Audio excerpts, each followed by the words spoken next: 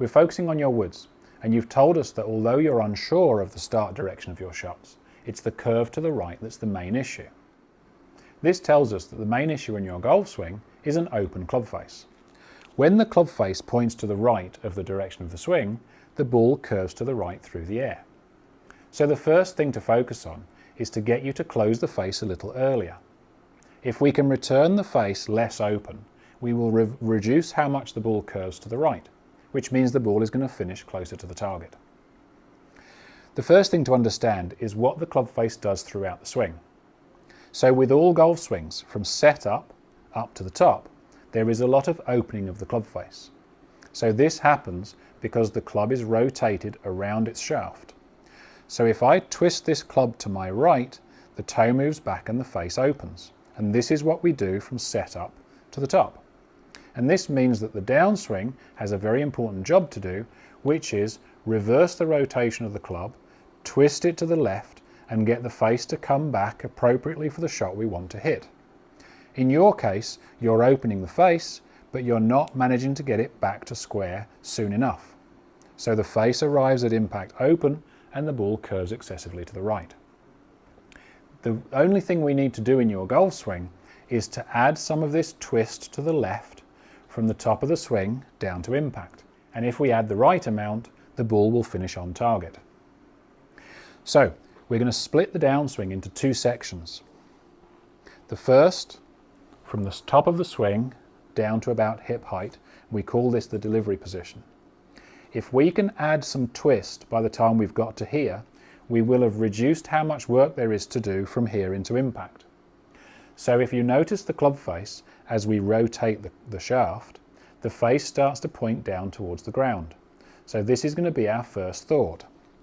Can we get from the top of the swing to the delivery position with a little bit of a twist and pointing the face down more at the floor? The second move is what we do from here into impact. Using the glove logo as a reference, if I keep this glove logo pointing ahead of me as I release the club down into the ball, the face is arriving dramatically open. On the other hand, if I can rotate this logo of my glove towards the target, when I'm holding the club, you'll notice that the club face matches that rotation and squares up. So the release has to include some rotation of this hand, which causes the club to rotate and square up for impact. So if we go through this in stages, up to the top, down to the delivery and pause, and make sure you felt a little bit of a twist that causes this face to point more down towards the ground. Secondly is from here to impact. Continue the twisting so that the logo of the glove points towards the target and the face continues to close. If you can feel these two moves, let's try and put them into one flowing swing.